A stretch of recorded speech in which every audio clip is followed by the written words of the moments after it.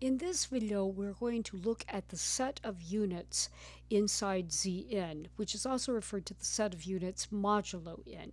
To get started, we need to let n be a fixed positive integer. And I want to remember that Zn is the set of equivalence classes modulo n. And we've already defined an addition and a multiplication on that set. I want to make a new definition. We are going to call, so I'm going to let the equivalence class containing k be one of the elements in Zn. We call this element a unit inside Zn if and only if there exists another equivalence class inside of Zn such that the equivalence class containing k times the equivalence class containing L is equal to the equivalence class containing 1 inside of Zn. And we write the equivalence class containing k's inverse is equal to the equivalence class containing L, and we write that the equivalence class containing L has its inverse being equal to the equivalence class containing k. In other words, it's worth noting that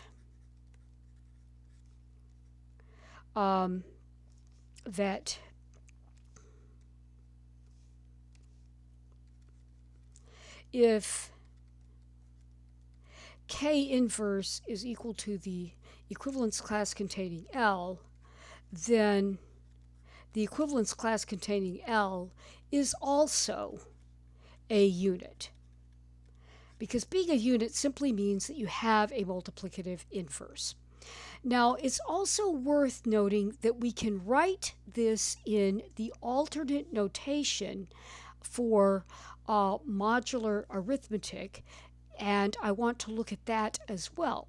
So in our other notation and our alternate notation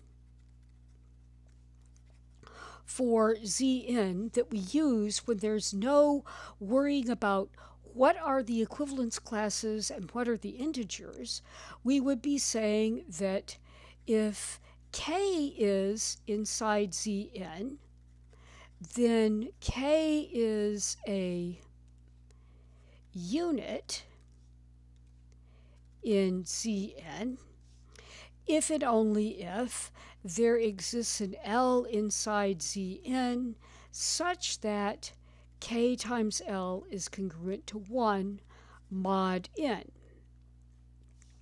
And in this particular kind of notation, it's important to realize that we would be writing k inverse is congruent to L mod n, and L inverse is congruent to k mod n. And it would also be worth noting that if L is equal to k inverse, then L is also a unit, because unit simply means that it is something that has a multiplicative inverse. The next thing that I want to do is we are going to let the set U of n be the set of units inside Zn. So k is inside Un means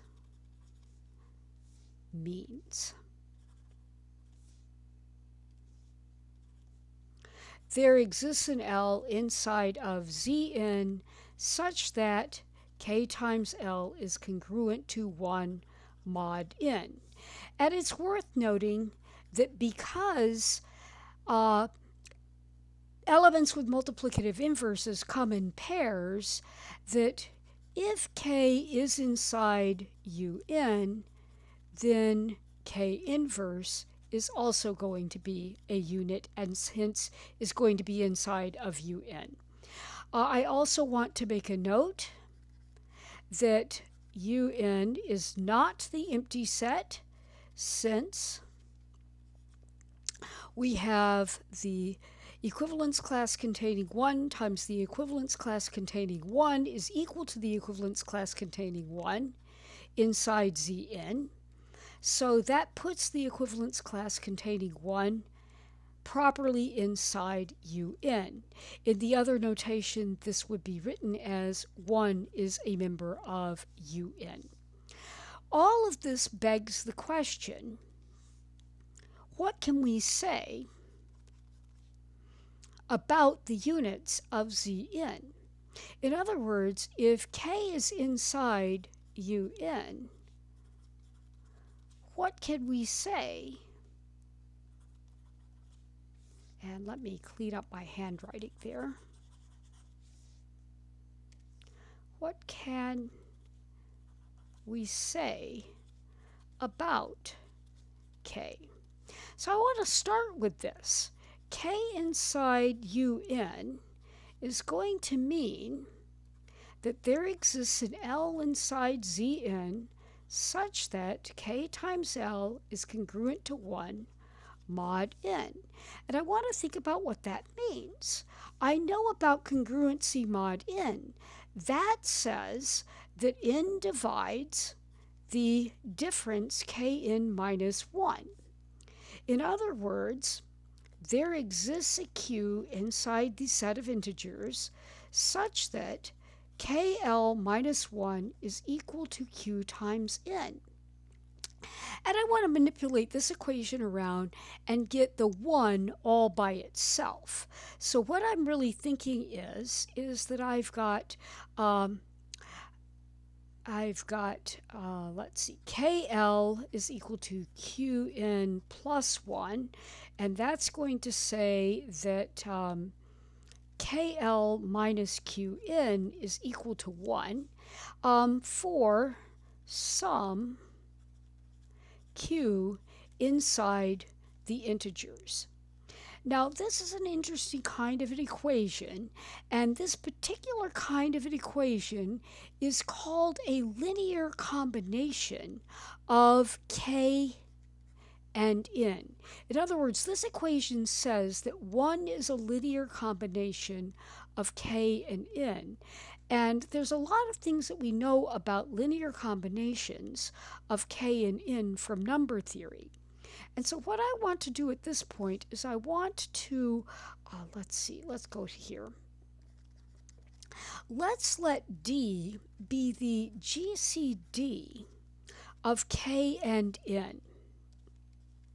And what I want to notice is that D is going to divide this side of that expression, and hence D is going to divide that 1.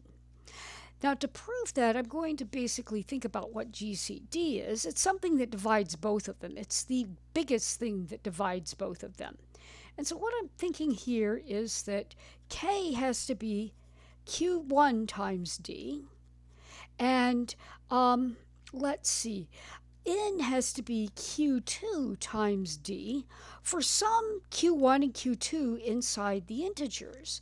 And I'm going to substitute these two equations in for the K and the Q in that particular thing. And what do we have? And remember, D is the biggest thing that divides both of them. So at this point, we have the following. We have 1 is equal to K times L minus Q times N. But let's see, K is Q1 times D times that L. And we have Q times N, and N is Q2 times D by this substitution. So this went in for that K, and this went in for that N. But now what I can do is I can factor a D out of this. And when I do, I have Q1 times L minus Q2, Q times Q2 quantity times d. So what we have is 1 is equal to this mess times d. In other words, d divides 1, and d is an integer because it is a GCD of two integers. So it is an integer. And d, because it is a GCD, is known to be bigger than 0.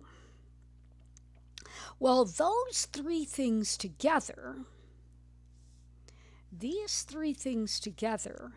imply that d has to be equal to 1. In other words, the GCD of n and k is equal to 1. And what we have shown is this important fact. If k is a unit mod n, then k is relatively prime to n. That's what GCD k and n is equal to 1 means. K and n are relatively prime. Well, that actually raises another question. What if the GCD of k and n is actually equal to 1? Is k going to be a unit in this particular case? And I want to make sure that my n looks like an n there instead of an h. To investigate this, we actually need to recall a theorem from number theory. So I want to recall the following theorem from number theory.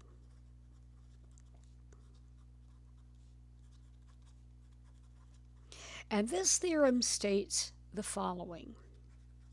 The GCD of any pair of integers can always be written as a linear combination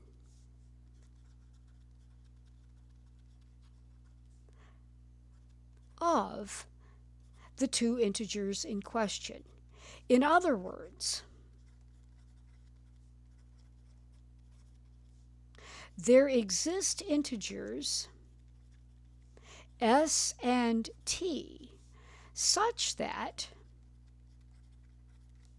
the GCD of n and k will be equal to n times s plus k times t. Typically, one of s and t is positive and one of s and t is negative. But the GCD can always be written as a linear combination. In fact, it turns out that it is the smallest positive linear combination of s and t. All we need to do is use this fact with the fact that we are assuming that the GCD of k and n is equal to 1. So let's look at how this is going to work. If the GCD of n and k is equal to 1, then we know that there exist s and t inside the integers. And let me clean up my handwriting.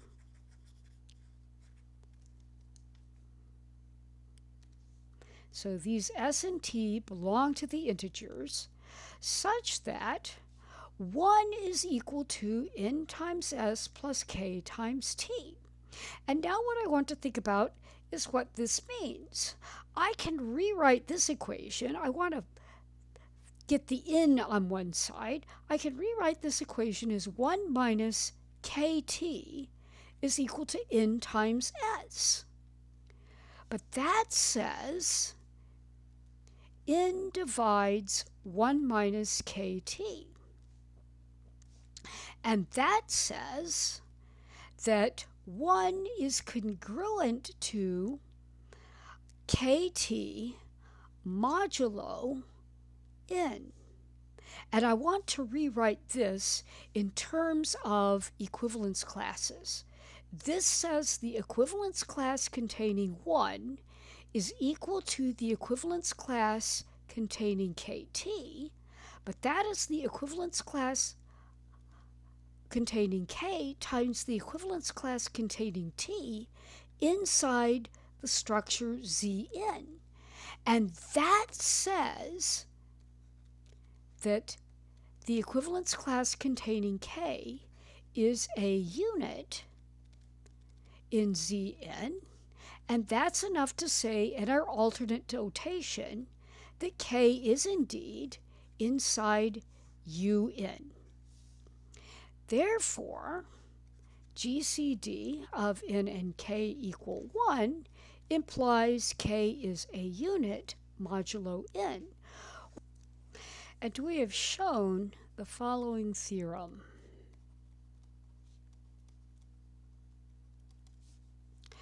K is a unit modulo N if and only if K is relatively prime to N. Now, to translate our theorem into symbols, what this says is that K belongs to Un if and only if GCD of K and N is equal to 1.